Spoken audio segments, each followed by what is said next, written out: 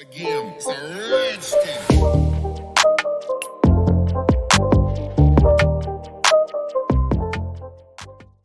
What is going on, guys? Welcome back to the C++ tutorial series. In today's video we're going to talk about pointers, so let us get right into it. So let's get started with pointers. Now, pointers are a very essential topic when it comes to lower level programming in languages like C, C++, Go, Rust, and so on. And what it basically does, or what a pointer essentially is just something that points to the memory address of another thing. That's maybe not the most scientifically accurate definition here, but it's essentially what it is, right?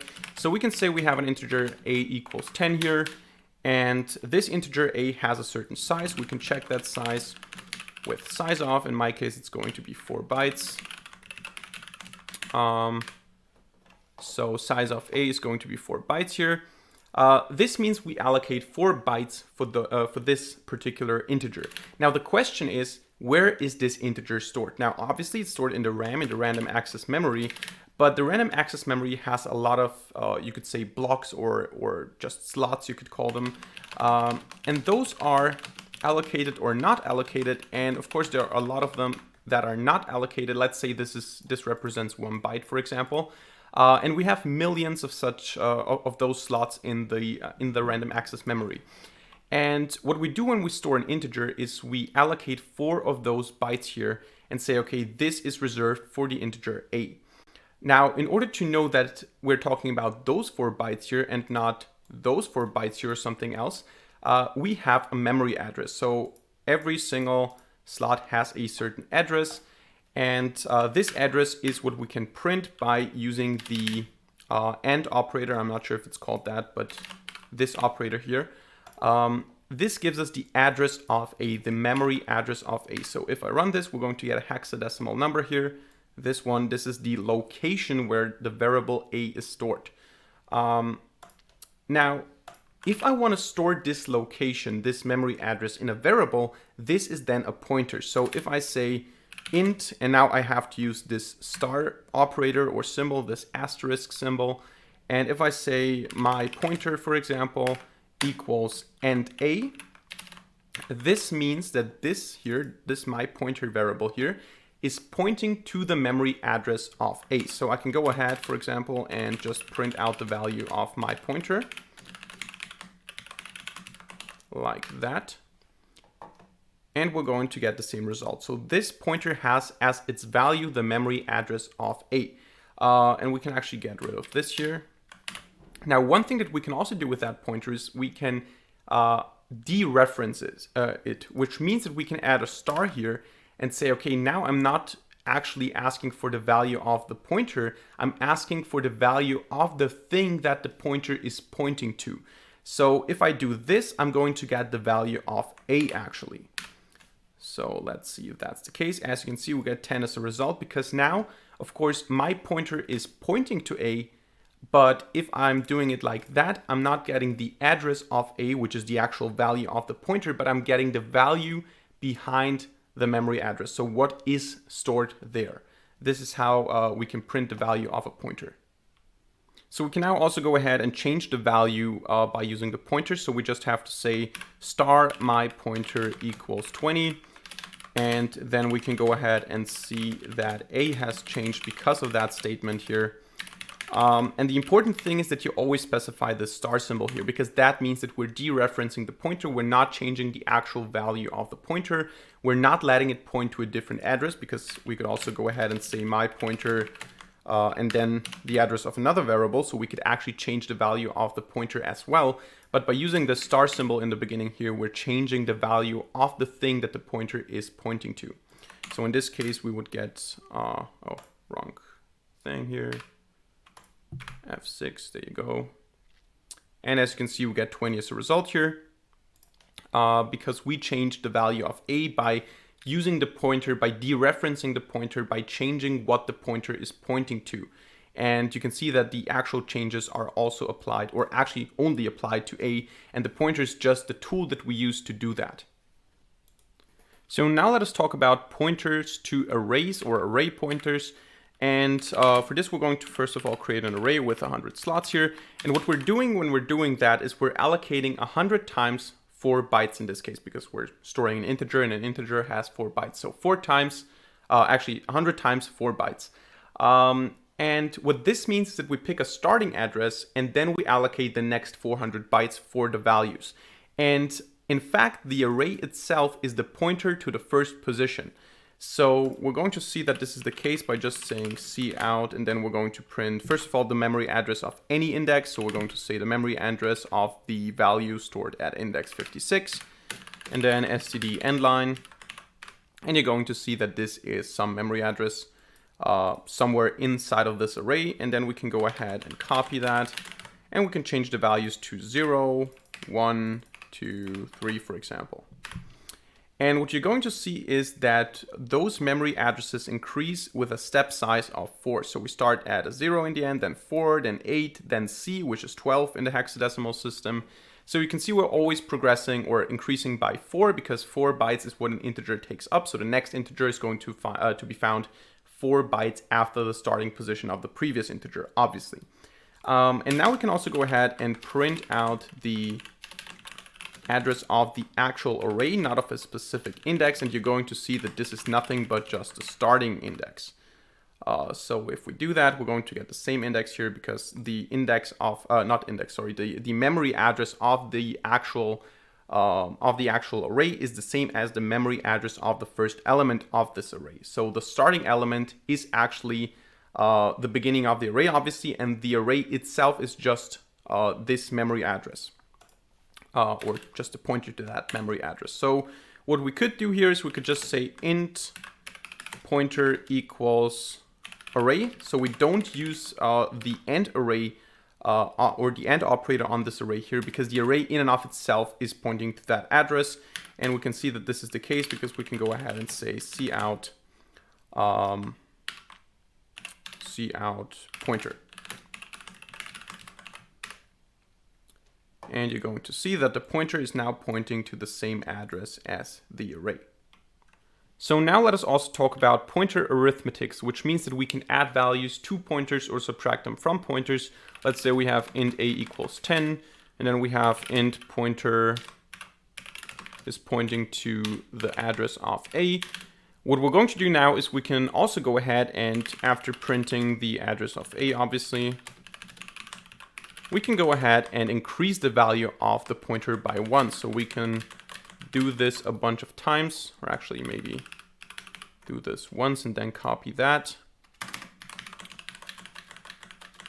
like that. And you're going to see that the address that the pointer is pointing at is changing.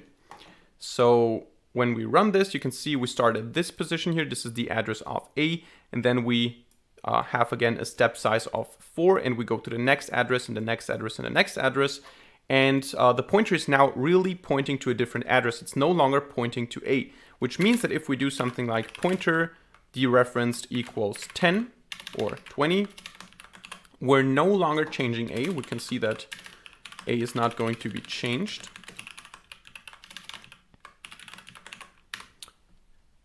But we're changing whatever is at this index here. This could be everything. So again, this is dangerous. This is undefined behavior. We don't know what it's doing. We're just changing something. We have no clue what we're working with, because in this context, of course, we allocated just 4 bytes for the integer. Then we pointed it, and then we go somewhere else and do some stuff. So this is, of course, not recommended. But we can also use this to iterate through the individual elements or indices of an array. Of course, you can also just use a for each loop or just a basic for loop, but we can also do this with pointers. We can say int array 10, and then we can say int pointer to the first position is just the array itself, because of course the array is a pointer to the starting position. And then what we're going to do is we're just going to say for int I equals 0, I less than 10, I plus plus, and then what we're going to do is we're going to calculate first position, so the current pointer that points to the first position, plus I, so how many integer steps do I want to go further, and then I dereference that position and I change the value there to, I don't know, I times 20 or something. So if we then go ahead and use a simple for each loop to see the values for x in array std cout x, you're going to see that the values are actually changed. Now, one thing that you probably noticed is that the step size is 4, and the step size is 4, of course, because we're again dealing with an integer. The type of the pointer and the type of the variable that the pointer is pointing to determines how big the step size is. So again, let's do the printing again here. Let's say again cout. Actually, this is an array. Let's go ahead and say int a equals 10 again. Int pointer equals address of a. Now, again, if we start with the pointer and then we just say plus plus pointer, so a pre-decrement increment, sorry. If we now go ahead and do this a couple of times, you're going again to see that the step size is 4 because an integer occupies 4 bytes. And if you say plus, it means go to the next element, and the next element, it assumes it's also an integer. So this means that we're going to go 4 bytes after that all the time because this is an integer pointer. It points to integers, and those have 4 bytes in this case. If this was a Boolean, if we just say Boolean, and this is true, and this is a Boolean pointer, what's going to happen is we're only going to have a step size of 1 because a Boolean has 1 byte. So you can see B, C, D, E, F, 0, 1, 2, 3, and so on. So this is how the step size is determined. So now let's go ahead and talk about null pointers. Now let's say we have a variable a again, and we have a pointer p again, or ptr again, and this is pointing to a. And now what we want to do is we want to do something with that pointer, do something with pointer, and after that we want to say, okay, this pointer, you're done. You don't need to point at a anymore. And I also don't want you to point to b or any other variable, and I also don't want you to point into a random memory address. I want you to point nowhere. I want you to point absolutely into nothingness. And if you want to do that, you can use outdated ways that I'm going to show to you because you're going to encounter them as a C++ programmer. And there's also a best practice way which is used in C++. So one way to do that is to just say ptr equals 0 or ptr equals null. Null with capital N-U-L-L. This is the C way of defining null pointers.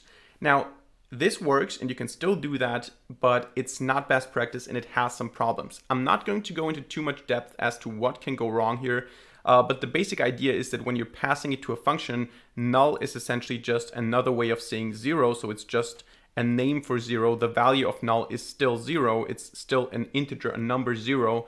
And this is the problem that when you pass it to a function, sometimes this function will not know, okay, is this now a 0 or is this a null value? So what shall I do with that? Is this pointing to nowhere or is this the value 0 that I can do calculations with?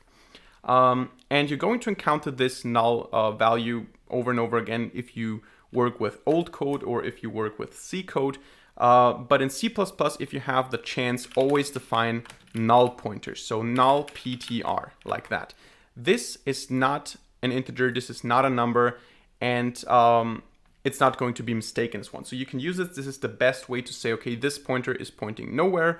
The other ones still work, but they have their problems. So use this way if you can.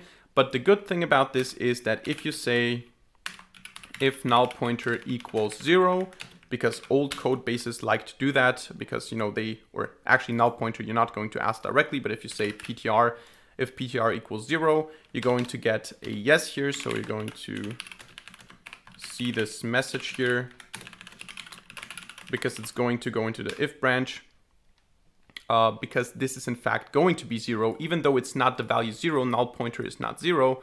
Null pointer is an actual thing. It's not just a macro as null is. But still it's going to give you 0 when you compare it, or it's going to return true when you compare it to 0, just so it's compatible with older code bases. So now, just for the sake of completeness, I want to show you void pointers. And those are pointers that have the type void, which means that they can point to virtually everything. So we can say is null pointer, we can say is and a if a is an integer. So we can do it like that. We can say int a is this time 20, come on. And then we're going to say std cout vp. So they can point to absolutely everything. They are not limited by a type. However, this is not something that you should necessarily always, use, because this is actually for very, very special niche cases, not recommended for beginners unless you really need void pointers. Sometimes they're necessary. But they can point to everything, and you can also, you can see that this is the case, because if I say something like Boolean, it's not going to work, because we get an error, because this is a Boolean pointer, this is an integer pointer. We cannot do that. But with void, it works, because it can point to any type. Now, I'm going to still show you one case in which it can be useful. I'm not saying this is a best practice approach to do that.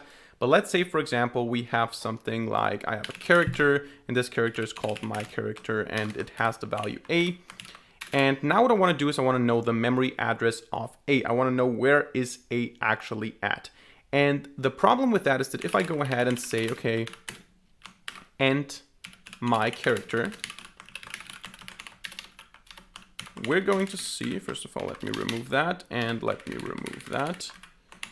We're going to see that we don't get the result that we expected. We get some, some string here that is definitely not the memory address of the character. And this is because a character pointer, we talked about this in the string video, a character pointer is interpreted as a string, as a sequence of characters, and not as a memory address. So in this case, we don't get a memory address. We treat this as the starting point of a character array, of a string, of a C string. So if you want to print the actual memory address, you would have to cast this to a void pointer by just saying void pointer, and then you can cast it like that. And you're going to see that you're going to get the memory address of the character. So this is one use case in which it might be useful. I'm not sure if this is best practice or anything, but this is one application of void pointers, for example. Now we have two more things to talk about, and the first one is pointers to pointers. Yes, we can actually use pointers to point to other pointers. Again, I'm not going to go into too much depth on these individual subtopics on pointers, because then I would have to make a 2-hour video, 3-hour video, or something like that. But you can actually say, okay, I have an integer a, which is 10, and then I have an integer pointer ptr, which points to a, and then I have an integer pptr, for example, a pointer, which points to the memory address of the pointer. And this is something that you can do. I'm not going to talk about why this is important or why this should be used. But of course, the pointer in and of itself also has to be stored somewhere. So if we point to the address of the pointer, this is also a legitimate thing. And we're going to see that we get different results. We can actually ignore that. And if I dereference the pointer, I get the pointer. So this is, as you can see, I get the address that ptr is pointing to if I dereference pptr. So last but not least, we're going to talk about function pointers, and they're very interesting because we can go ahead, for example, and define two functions up here. Function 1, which prints out I am function 1, like that, and then we copy this and we create a second function, function 2, I am function 2. And now what we can do is we can go ahead and define a pointer that points onto a function, and then we can change the value that this pointer has, but we always execute the same function with a different functionality. Now it's very interesting. First of all, we have to specify the return value because, of course, the signature of the pointer is a certain signature, and every function that we point to has to have that signature. So we cannot define a void function pointer and then let it point to an integer function. It doesn't work like that. So we have to say void, then my func, for example, and then after that the parameter list followed by a semicolon. Now this is important that those two functions have the same signature, because otherwise we cannot just point to them. We have to have both of them return a void, and then also both of them have no parameters. We can also say, okay, both of them have an integer, but we cannot say this has an integer, this doesn't have one, or this has an integer and this has a string or something like that. We have to have the same header and the same function signature. And once we have that, we can just go ahead and say my func equals function 1, and then we can call the pointer. and you're going to see that we're going to call im function 1. And if I change this to 2, we get im function 2. And we can also change this, and we're going to call the same function, but it's pointing to a different function. I mean, we're going to call the same function pointer, but it's pointing to a different function, and we get a different functionality. So as you can see, we have the same statement, myfunc, but we call different functions, as you can see. So that's it for today's video. Hope you enjoyed and hope you learned something. If so, let me know by hitting a like button and leaving a comment in the comment section down below. And of course, don't forget to subscribe to this channel and hit the notification bell to not miss a single future video for free. Other than that, thank you very much for watching. See you in the next video, and bye.